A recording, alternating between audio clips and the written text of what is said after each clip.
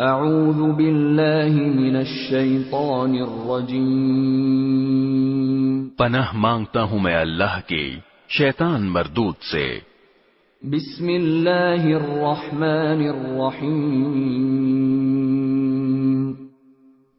शुरू अल्लाह के नाम से जो सब पर मेहरबान है, बहुत मेहरबान है। अस्सलाम वालेकुम दोस्तों, तो कैसे हैं आप सब। उम्मीद है आप खैरियत से होंगे। आज की वीडियो में हम इकरा नाम के मैंने और इसमें छुपे हैरतअंगेज़ राज के बारे में बात करेंगे।